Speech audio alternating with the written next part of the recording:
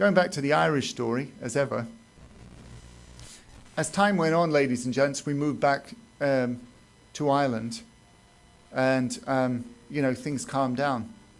But if you talk to, for example, one of my sisters or cousins, they would have thought that this was an amazing process where their life was finished, that they were, you know, this was a devastating thing that happened to them.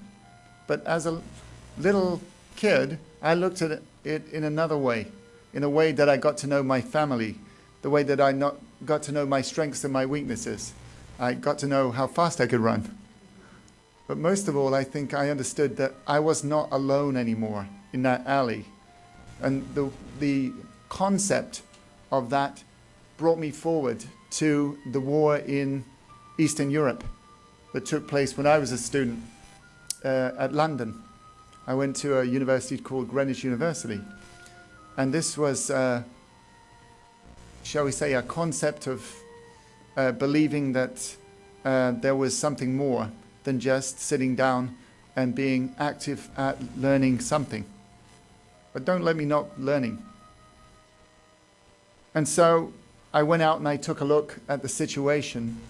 I had the opportunity on a spring break to take a look out in Eastern Europe, in Sarajevo, that was actually at that point was surrounded on all sides by the Serbian army, which you know, was kind of interesting. What am I doing?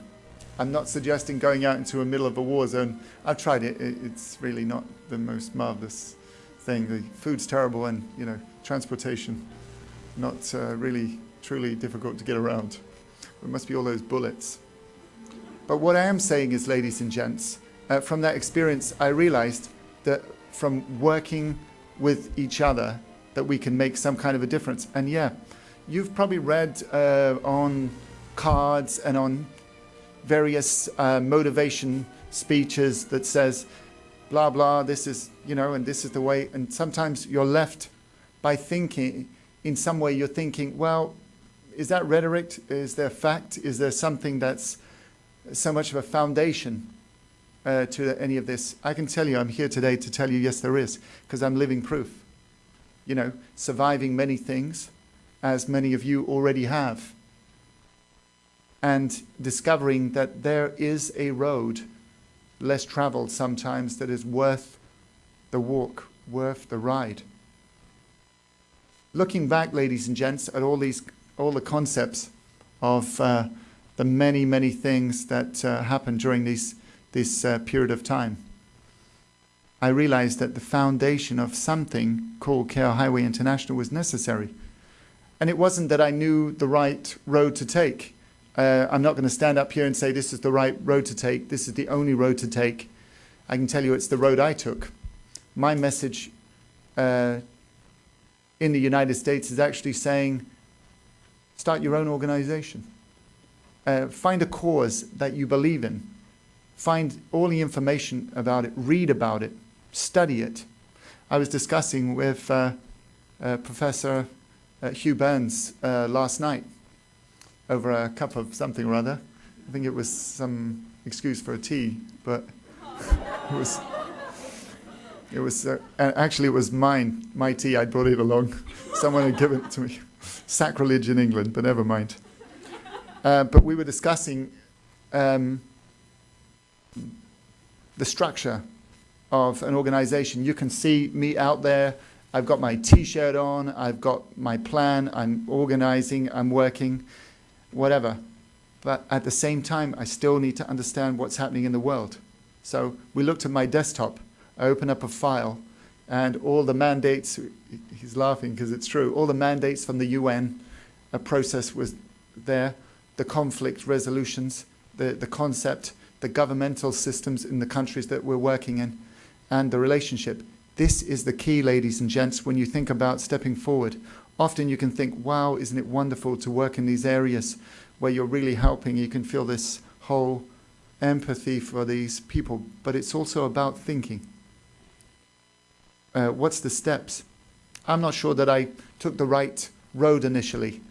I think that when I think about the whole concept of global activism, I think that I could have taken an easier road, but I took some road. I took mine. I made the decision that this is going to be the thing that I do, and I followed it through. But it wasn't just, I don't want to know about what you guys are doing. I just know that you're hungry. That won't work. In my day-to-day life, for example, when I'm in a expedition, for example, in Kenya, the last one I did, we had 25 doctors, nurses, teachers, people working logistics with that they imagined initially they had no skills at all, but believe me, they had so much. And part of my day was in the morning, I'd put on a suit and I would meet the president or the prime minister, shall we say, of Kenya. And we'd discuss various things.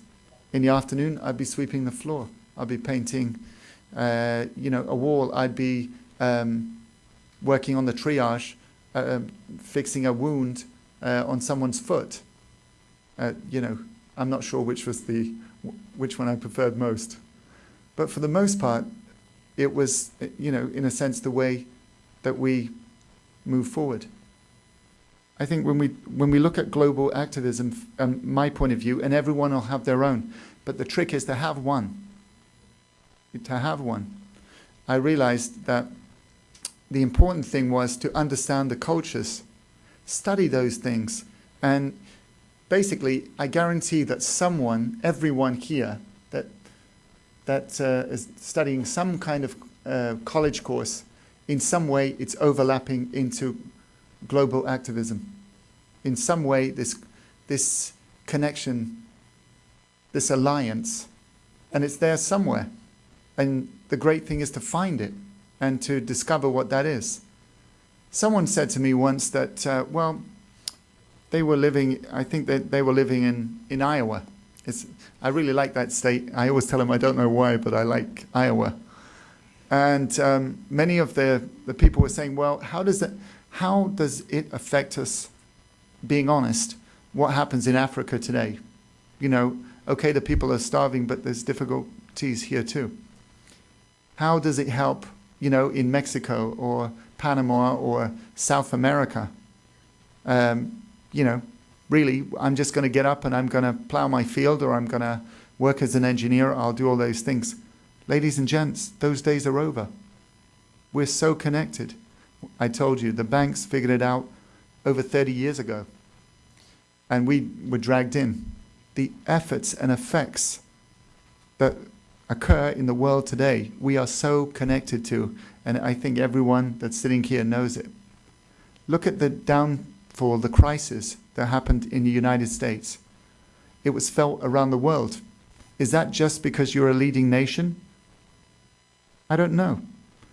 The starvation that's taking place in Africa at the moment, right now in Somalia, Kenya, and Eritrea, there's 60 million people starving. It's an amazing thing. It's a huge job. What effect does that have? Well, the effect on your economy has an effect on them, because many of the programs and structures are broken down. They're not working. And funding's broken and various other things. So they look at other ways and means. We realize we're so connected. It's unbelievable. And part of it is to support each other.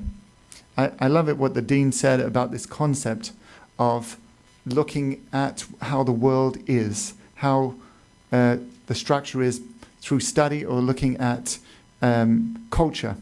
It will help you. I'll give you an example. Through the studies that the groups that I received from some of the universities, and I worked together with a number of professors from around the United States and Canada. There was a young lady from Arkansas, came from a very small town, very, very rural. She took a 3-week course going through Europe. I think we stopped everywhere. But anyway, in 3 weeks, it was the Whirlwind Tour. They should have called it, not EF Tours, but anyway.